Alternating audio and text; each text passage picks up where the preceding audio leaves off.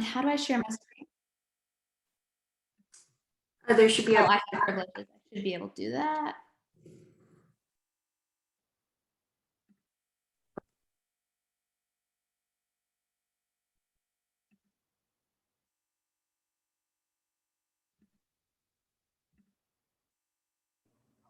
All right, great. Can you see everything on your end? Yep, it's good.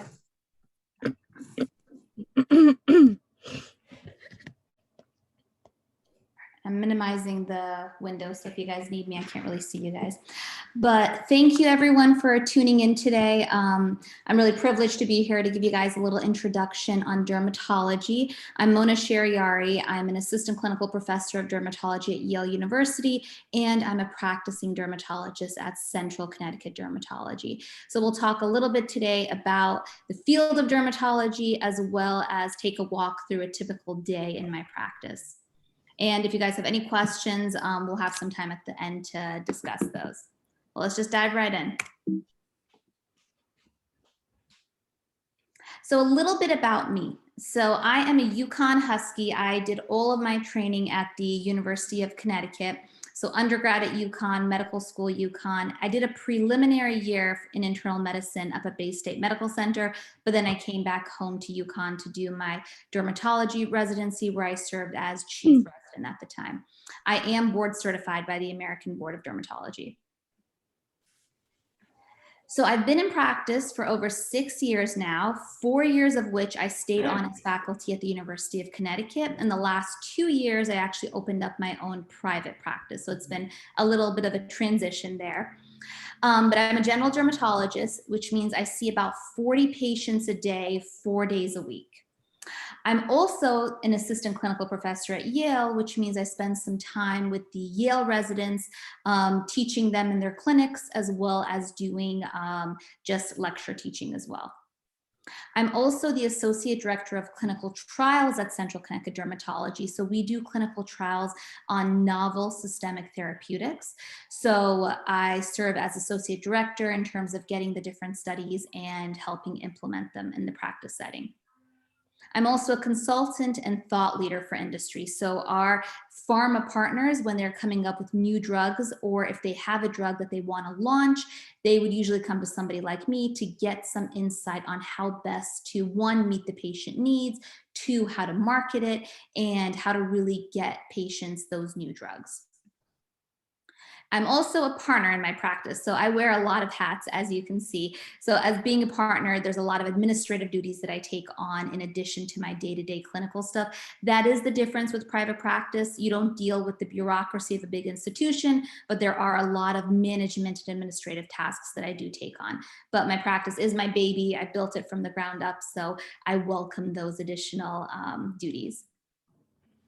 And I'm also the president of the Connecticut Derm Society. I've been president for the past year, and hopefully I'll continue on for a short time thereafter. But what is a dermatologist? So a dermatologist is a doctor who specializes in conditions involving the skin, hair, and nails. A lot of people think of dermatologists as quote unquote beauty doctors.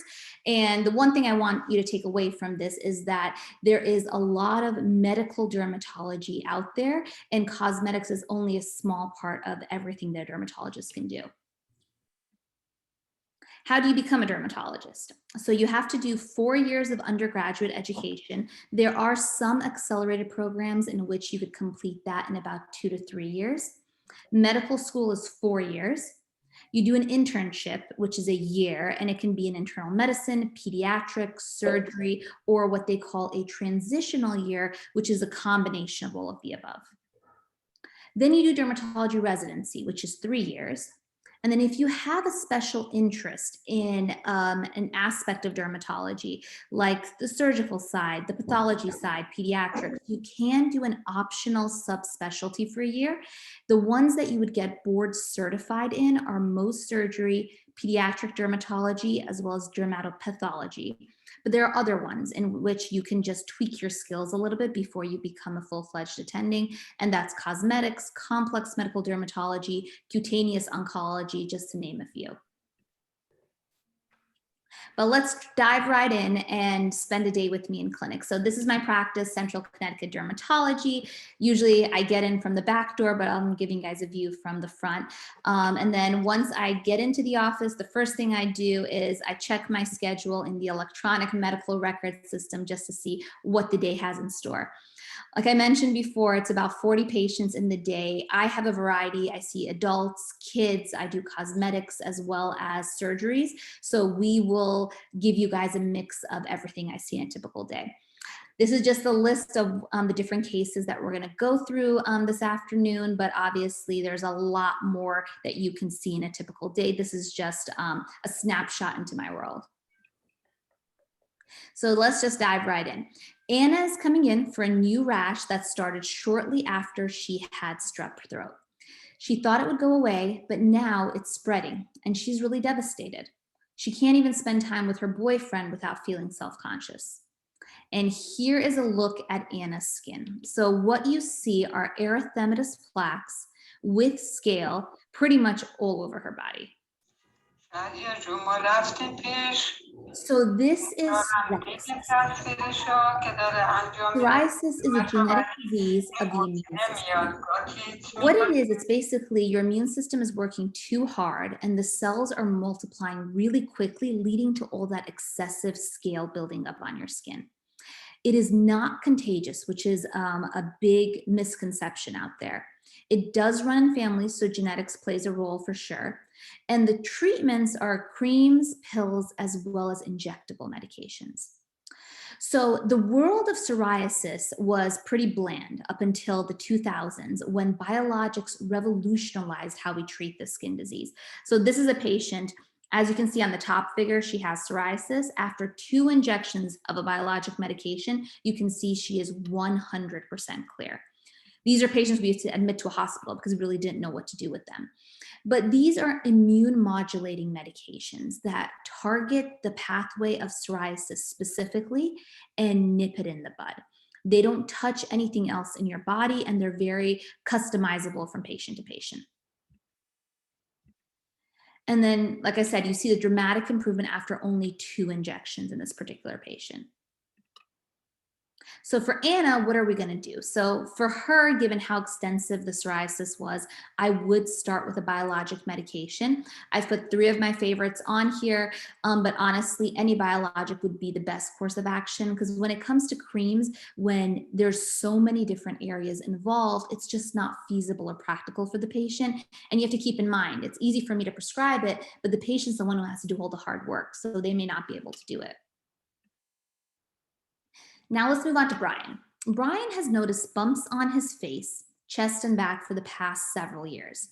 He's noted some areas that are starting to scar, and the scars aren't going away. He thought he'd grow out of it, but it's still a problem at age 21. So everybody on this call probably knows what this is. This is acne. Very common. I see at least 4 or 5 patients a day with acne. But what are the cardinal things to take away from this? It comes in multiple different forms. They're blackheads, whiteheads, cysts. All of these fall into the acne realm. They can occur on the face, chest, or the back. And they can scar whether or not you pick at the lesion. So the depth of the acne bump determines the scarring, not so much the picking, which is a misconception. And it's not just a cosmetic concern. A lot of patients, their mental health is being impacted. Their psychosocial development, if they're teens, can be seriously impacted. So I do take it seriously and I treat it aggressively if I'm seeing any of these signs or symptoms. The way we treat it is multifold. Creams are a good option. Antibiotic pills are another option. The birth control pill can work well in women if there is a hormonal component to the acne. And then the last resort medication is isotretinoin or Accutane.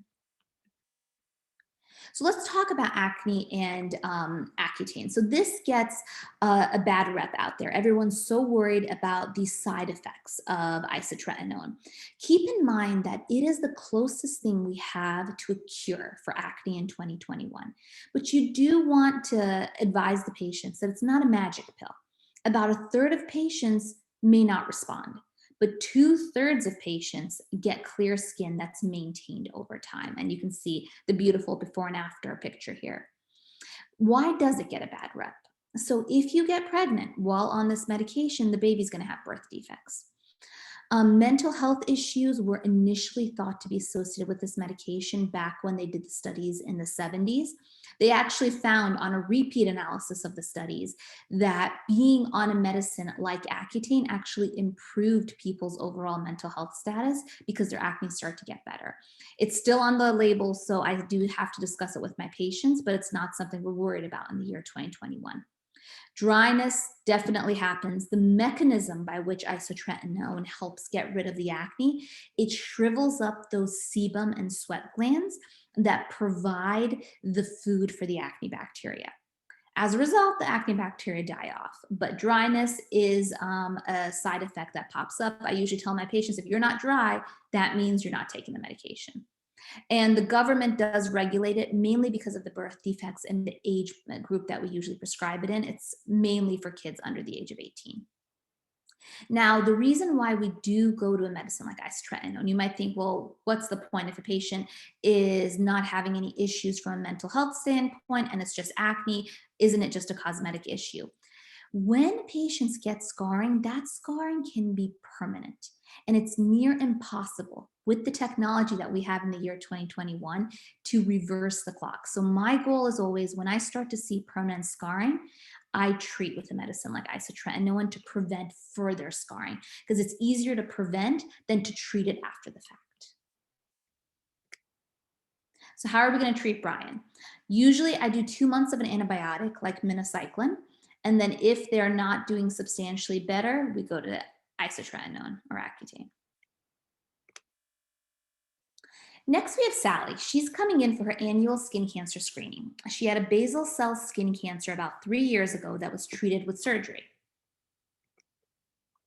So skin cancer screenings are actually a very typical part of my day, especially with all these new movements that says SPF is your BFF. Make sure you get your moles checked out. It's really important for patients to get in and get their skin checked. But when they come into the appointment, what happens?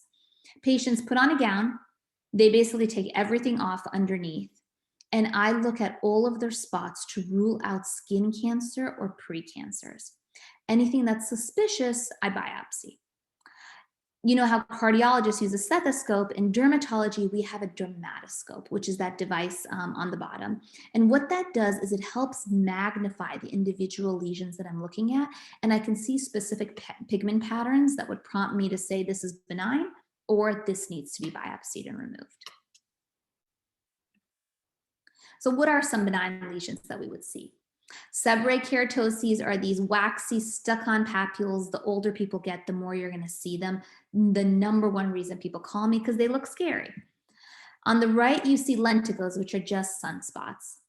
You also see skin tags, very common, especially in areas where there's skin on skin, that rubbing action. And then cherry angiomas are these little red dots. It's just blood vessels high up in the skin. Again, all of these are benign. But what does skin cancer look like? Because that's what I'm really worried about. So the top images are actually what they look like grossly, and the bottom images are what they look like on dermoscopy with that little dermatoscope. So on the left, you see a basal cell, and on the bottom, you see these very tortuous branching blood vessels. Those features are what would make me biopsy this. Then in the middle, it's a squamous cell skin cancer. That thick crust already has me thinking that it's a squamous cell. But when you look at the image below, the pattern of the blood vessels in the periphery clinches the diagnosis. And last but not least, the final photo is a melanoma. Melanomas are irregular. Their pigment pattern isn't very consistent. But as you can see, the top image, it looks not great, but not bad. But when you look at it underneath the dermatoscope, look at how funky that looks. You see little balls, which shows that the melanocytes are still growing. That grayish white area, again, is just badness all bundled into one. So when I see that, I know this needs to be cut out, not biopsied. So how do we treat skin cancer? Depending on the type of skin cancer it is, we have a whole host of different options. Topical chemotherapy creams work really well for superficial skin cancers. Electrodessication and Currettage, which I'm going to show you a video of, is an option for some slightly deeper but different superficial skin cancers. Excision is when you basically cut it out, and we'll see a video of that a little bit later. And then Mohs surgery is a type of specialized surgery that happens on the head and neck area primarily, that limits the amount of extra skin that you take out, but you also clear the margins for that particular skin cancer. So it's one of the most amazing ways to treat skin cancers in this day and age, because you know you got it all when the patient leaves the office. So this is a video of an electrodessication and currettage. The first thing you see is we are numbing the spot that we're going to be treating. We use a curette to basically scrape the skin cancer off, and you can feel it when the skin cancer is gone. And then you just burn the base of it, and you can repeat that for up to 3 times to make sure you got the entire skin cancer out. With Mohs surgery, the way that procedure works, so if you look at this figure, you see the visible part of the lesion on the skin. The Mohs surgeon basically takes a very narrow margin around that and then sends the patient to the waiting room. So they have a hole on their face, and then they go to the waiting room. And they check right then and there if they got it all. If they got it all, they stitch the patient back up. If they didn't get it all, they go back and take a little bit more, until, as you can see in this particular case, it took 4 times to get all of the skin cancer out. But the beauty is, once you're done, you have all the skin cancer out. The patient leaves skin cancer free. The other beauty is you're not taking any extra skin that wasn't necessary. So on an area like the face, the neck, where cosmetics can be very important, you're minimizing the extra normal skin that needs to be removed. So let's move on to another case. Robert is coming in for an inflamed cyst. He's had this cyst for years, but in the last few days, it started to get red, hurt, and drain. It's very painful and uncomfortable.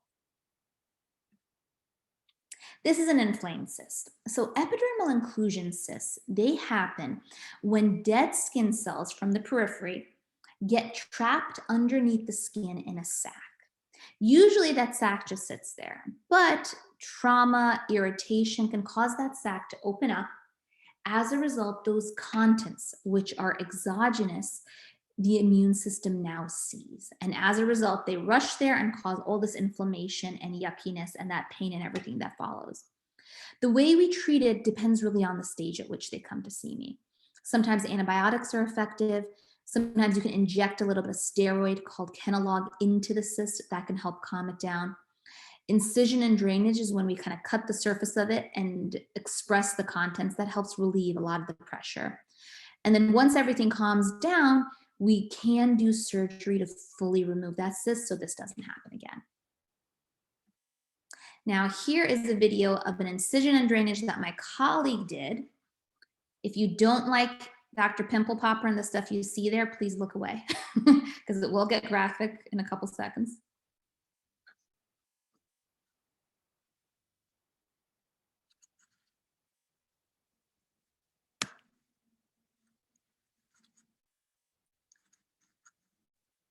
Yep, and there you go. That's a typical incision and drainage for you. And then we usually pack that and we bandage it. Next patient is Sullivan. He's coming in for bald spots on his head that randomly showed up 4 weeks ago. They've been getting bigger. This is a condition called alopecia areata. Now, it's an autoimmune disease that attacks the hair follicles and causes the hair follicles to fall out, causing a patchy hair loss. Genetics does play a role, and it's usually stress-induced.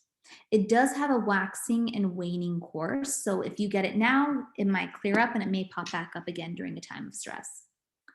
The treatments are a couple of different things. Topical steroids are a great place to start. You can inject steroid right into those individual spots. And then finally, you could do medicines that help calm down the immune system that can again cause this to recover. So for Sullivan, intralesional injections of Kenalog were what we decided to do. So we basically put the steroid right into the skin. We don't go any deeper. And then after a couple weeks, you see the hair starts to come back. It works pretty quickly in these patients. Now, Olivia is here for a growing birthmark. It started as a small dot at birth and has been growing ever since. She's now 3 months old. This is called a hemangioma of infancy. So it's a vascular birthmark. It starts as a small red dot and it grows rapidly till about 5 months.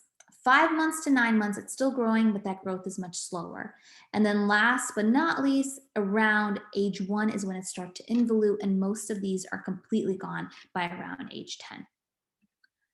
The causes could be low birth weight, prematurity, advanced maternal age, twin births, but it's nothing that can really be prevented, unfortunately.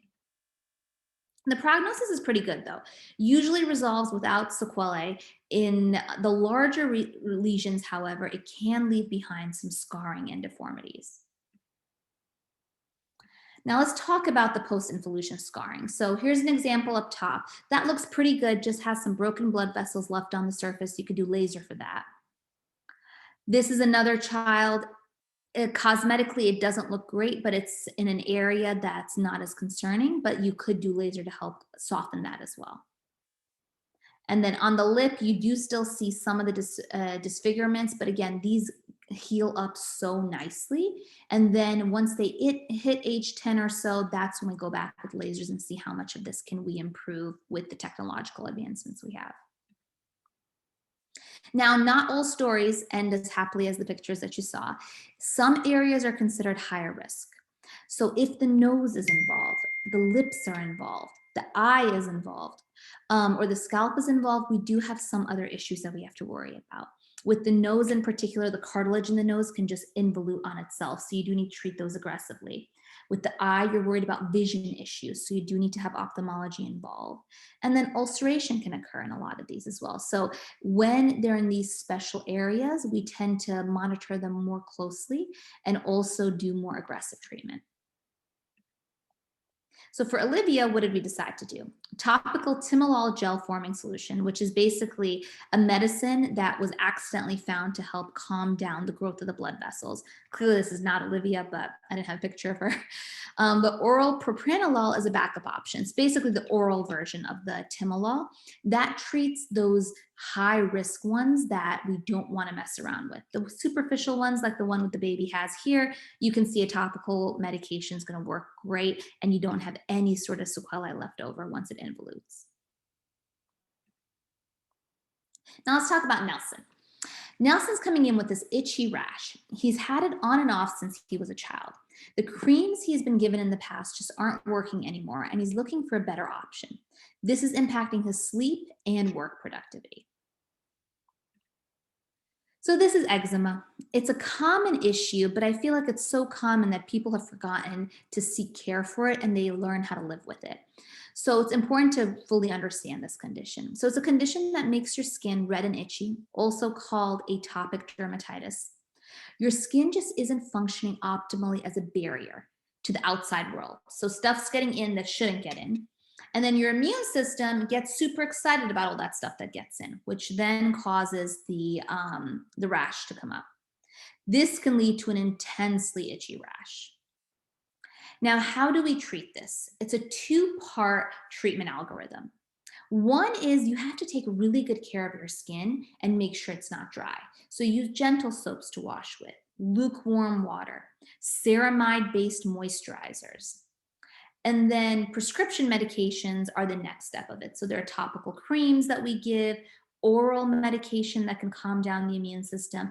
And then the newest item are the biologics, the one that's FDA approved being dupilumab, which we'll get into in a little bit.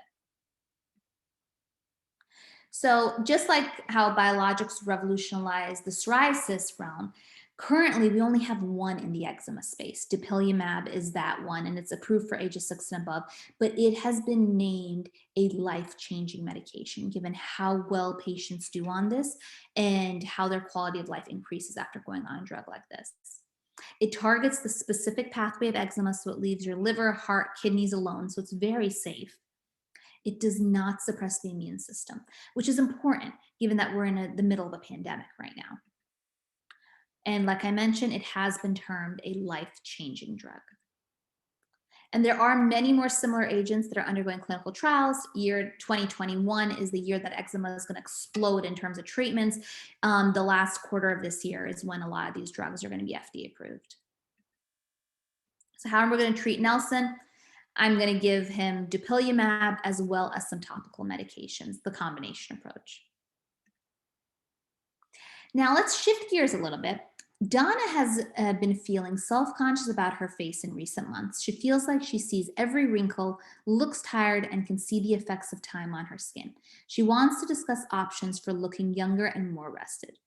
So like I mentioned, cosmetics is something that we are trained to do. Make sure you know who you see for cosmetics, because not everyone out there is qualified to be offering cosmetic services, but as part of our residency, that is something that we do need to complete. And in these patients, part of it is actually the medicine and treating them. The other part is a lot of counseling. So some of these patients have unrealistic expectations. They want to go from the left to the right, which is just not going to happen.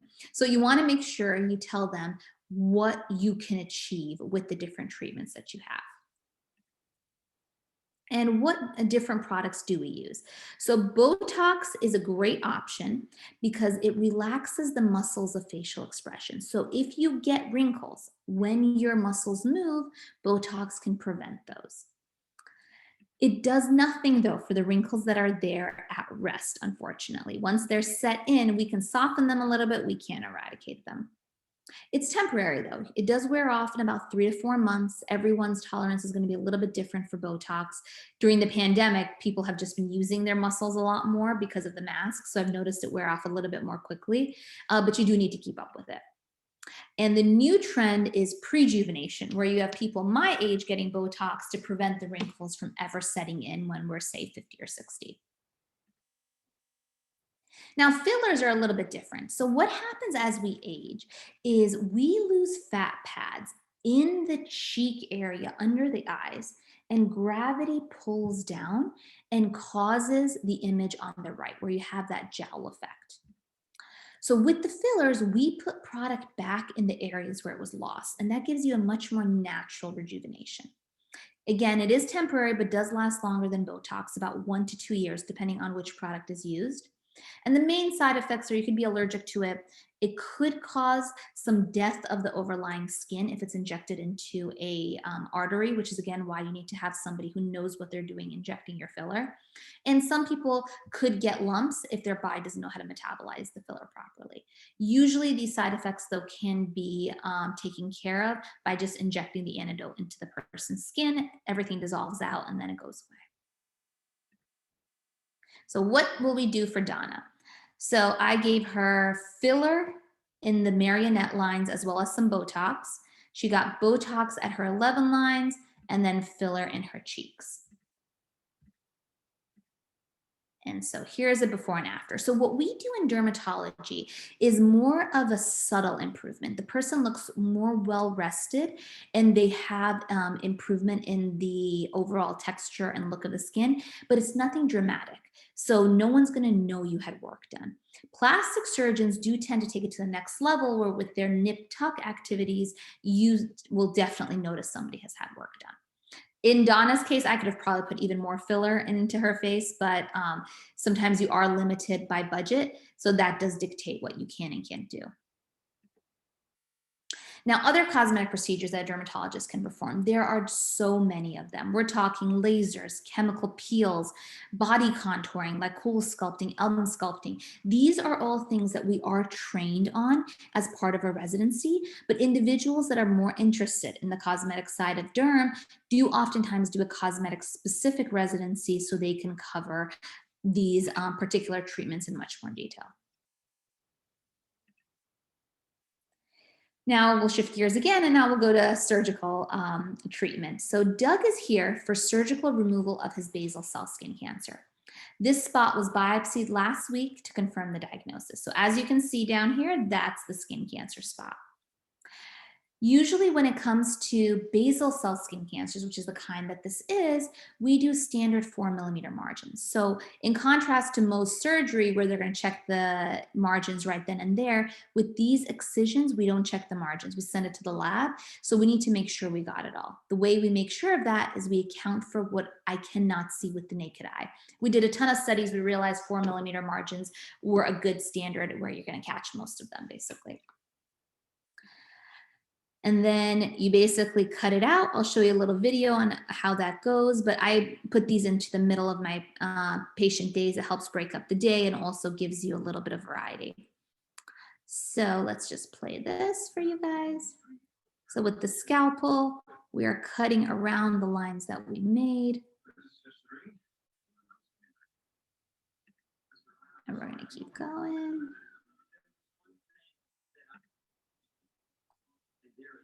And then you separate it from the surrounding skin.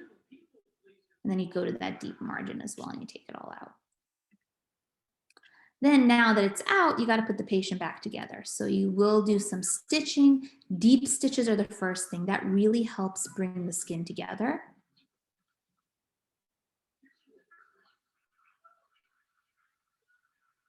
And then once you're done with the deep stitches, we do another layer of top stitches. That helps the very top layer of the skin come together. And in my opinion, it makes it look nice and pretty when it heals. Some people don't do it. They do like the liquid bandage. I don't think that's a good idea because I think this just gives a much better cosmetic outcome by doing that top layer. And there's multiple different types of suturing you can do, stitches depending on the body area. This is just a snippet into a typical surgery. Now, Catherine is here for a wart on her finger. It's been there for months and over-the-counter treatments have been ineffective. She's hoping we can help her get rid of it. So how do we treat warts? These are caused by the HPV virus, and it does require multiple treatments about 4 to 6 weeks apart. So when people come in and just want it gone, I explain to them it's going to take a couple treatments. We have lots of treatments: liquid nitrogen, candida injections, which is injecting a little bit of yeast into the skin underneath the wart, cantharidin, which helps the area blister up, DCA, which is an acid, or Efidex, which is a chemotherapy cream. The key thing is there's a lot of treatment options because nothing works well for everybody. You have to do a little trial and error to see what's going to work well for your particular patient. For Catherine, we decided to freeze with liquid nitrogen. It's my favorite first line treatment, and if that doesn't work, then I get fancier.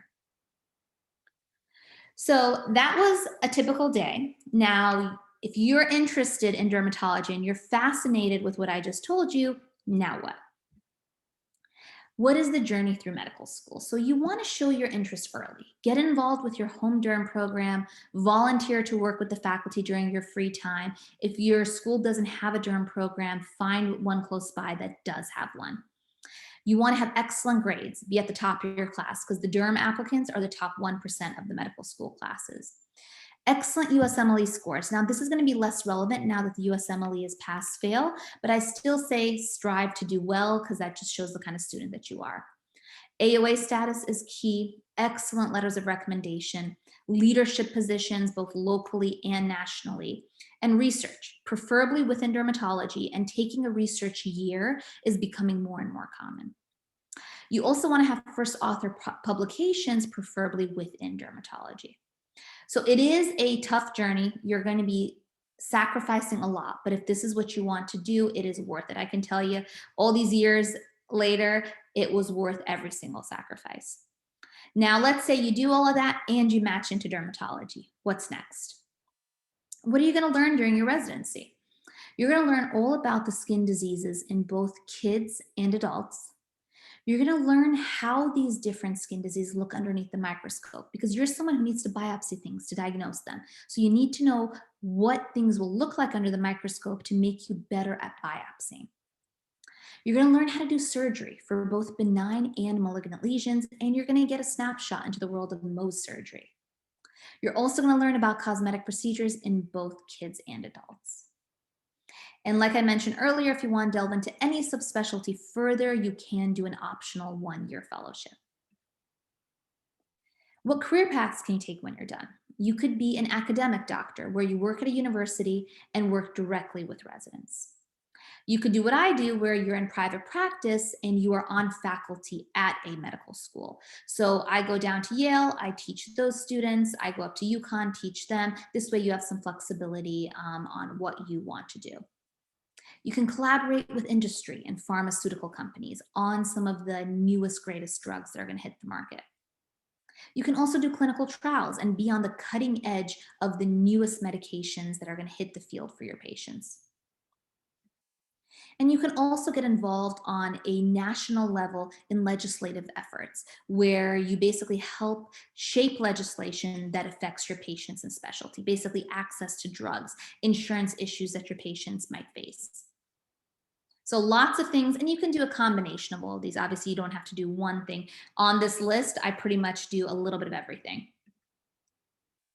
And when I was preparing the talk, I came across this which I found was funny, but when I advise med students why they should consider dermatology, everybody wants to be us. But all kidding aside, in the grand scheme of things, I always say, no matter how much things suck in the world of medicine, it always sucks a little less for us in dermatology. So it's a phenomenal field. I highly recommend it. You can do so much with your dermatology degree. So if it's something you're interested in, you should certainly explore it. But just be happy with your specialty choice. And in order to be happy, you have to find the specialty that fits you. Don't change yourself to fit whatever specialty you think you want to go into. And that's it. I'm going to open it up for questions. Thank you, guys. I have a question. So did you always want to be a dermatologist, or did you have a certain experience or moment that really made you become interested in the specialty? That's a great question. I actually did not always want to become a dermatologist. That was a decision that I made later on in my career. But when I was at the end of my undergrad, before I went to medical school, I had the opportunity to work with some dermatologists and plastic surgeons who were actually treating burn scars. And those individuals had gotten those burns through chemical warfare, and they had skin cancers growing out of those areas. So it was my first real exposure to the medical side of dermatology. I was intrigued by it, but I was in no way committing to derm. So when I started medical school, I explored dermatology, ophthalmology, emergency medicine, endocrinology, and then ultimately I just kept coming back to derm, and I was like, you know what, this is what I want to do.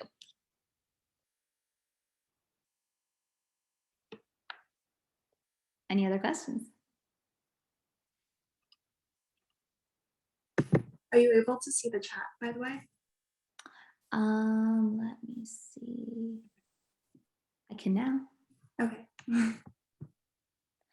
Oh, yes. So there's a question that what did I study in undergrad? So my degree was in biological sciences, and that's basically a mix of physiology, biology, and microbiology, basically. It encompasses all those different fields. What would you say are the greatest challenges in completing medical school and then residency? Well, medical school, especially nowadays, has become more and more difficult to get into. So once you're in, as long as you don't do terribly, you can finish it. I think the biggest challenge with medical school is just getting in the first place. But when you're in there, if you're dedicated to a certain field, there is a work-life balance that you need to establish. And some of the life part might have to be compromised in order for you to achieve what you want to achieve. I found there were many times where my friends were going to parties and other functions, and I was like, you know what, I have to finish this paper, or I have a test coming up. And you make that conscious decision to have delayed gratification. You know that, okay, if I don't do this today, I'm gonna reap the rewards later on. But once you get into residency, I think the biggest challenge is really figuring out what kind of doctor you want to be. And I don't mean what kind of specialty. I mean, are you going to be the person who spends the extra 15 minutes with the patients? Are you going to be the one who calls people at 9 o'clock at night to check on them? Every person you work with during residency teaches you a little bit, so that at the end of your residency training, you learn what type of person you want to be and what do you want to showcase to the world and teach the next generation about.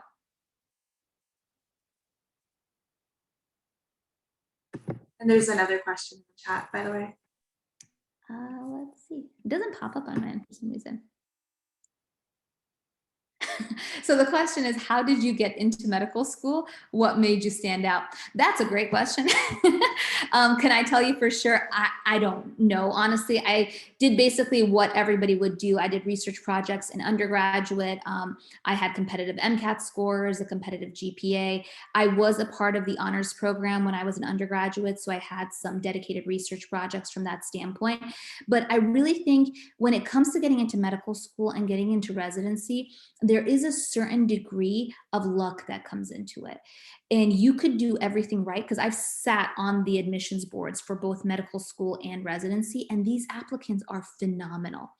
And there's just something in there that the reviewer connects with, and that's why you get an interview and then you may end up there. So one thing I would always highly recommend is to get involved with the medical school that you're hoping to matriculate into, and then get involved with the residency program. Because when the application hits their desk, if they know you, they know your face, they've heard about you, they're more likely to look at that application more carefully, because it is very tough to figure out exactly why. I know plenty of people who were qualified who didn't get into medical school. And could I tell you why? I really couldn't.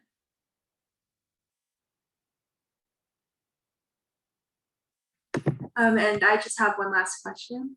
Mhm. Like, how do you maintain a good like work-life balance, I guess, because so many like physicians are getting burned out, especially now during the pandemic. So do you have any like advice or experiences on that? And that's a great question. I was just reading an article this morning about 42% of physicians are facing burnout. I think it's really important to remember that at the end of the day, you are a human being. And we tend to be very altruistic with not only how we deliver medical care, but also our time. And at 5 o'clock at night or 6 o'clock, you might be messaging that patient back. And it's okay to say, you know what? I deserve to have my evening to spend time with my family. Or if you're not feeling well, you tell yourself, you know what, it's okay for me to call out today. I'm a human too, and I deserve it.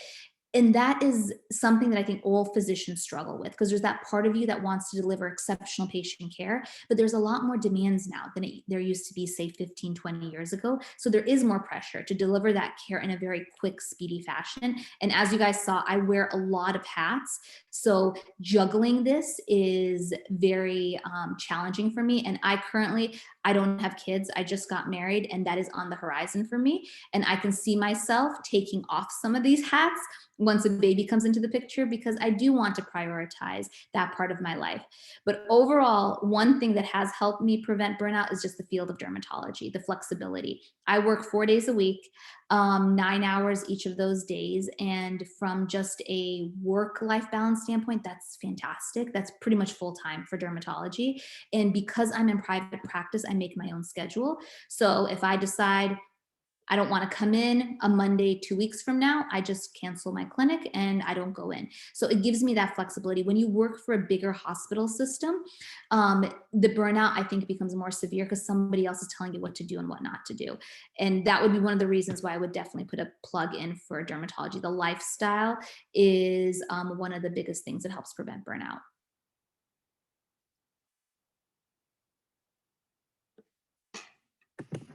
And there's another question in the chat. All right. And so we heard a lot of the good things about being a dermatologist. What are the cons about being a dermatologist? That's an interesting question. So, I don't know if this is a con of being a dermatologist or just a con of medicine right now, but you are constantly struggling with insurance companies to get your patients on the drugs that they need. And when you have new innovative treatments that are safer, it's very tough to have to then spend hours and hours talking to an insurance company to convince them why you, who has the medical training, is telling them that they need to pay for this drug for this patient. So dealing with some of that administrative nonsense has become challenging. I think the reason I would put it under a con of dermatology is because we use a lot more of those novel medications than other fields. We're quick adopters. We tend to use things off label all the time. So I think it becomes more of an issue in our field. And in dermatology, patients can see their disease most of the time. In contrast to say like in cardiology, someone has high blood pressure, they can't see it. So sometimes they're ignorant of it, they may not treat it. But in dermatology, that is something that impacts how patients deal with the disease. And the other, I guess, I don't know if you would call it a con, because I love my field. It's tough for me to say something negative about it, but there's a lot of mental health and psych in dermatology because people can see what's going on. It can impact them on a psychological level. So being part counselor and being part medical doctor does come into play several times in a typical day. And then I have another question. In undergrad, how did you get into the research projects and when did you study for the MCAT? So my pathway is a little unique because I didn't take any time off. I went straight through and I actually graduated residency at 29, which is pretty young these days. But the research projects I got involved in through the honors scholar program that I was a part of, we were introduced to different mentors. And I kind of gauged who had a project that I was interested in. And I got involved in a lab that ended up being great. I worked really hard. I feel like when you do these projects, if you give 150%, you will reap the benefits. Because I had friends who worked in similar labs. They just wanted it to be a checkbox on their resume. And those professors that are mentoring you, they know when it's a checkbox and when you're truly passionate about it. And I feel like you'll get much better mentoring if you really want to be there. And that's why you should pick a research project that you really want to delve into. So I spent all of my off time doing those projects, and I actually got 2 publications out of it in undergrad, which was pretty good. Nowadays things are different, but back in my day, a publication in undergrad was kind of a big deal. And then for the MCAT, I studied for it the spring of my junior year, and I took it that summer. It was a little different back in my day. You could only take the MCAT in April and August. So if you didn't do well, you had to wait till the next cycle, basically. So I studied April, May, June, July, and took it August that year. And thankfully it worked out. Otherwise I would have had to take a year off.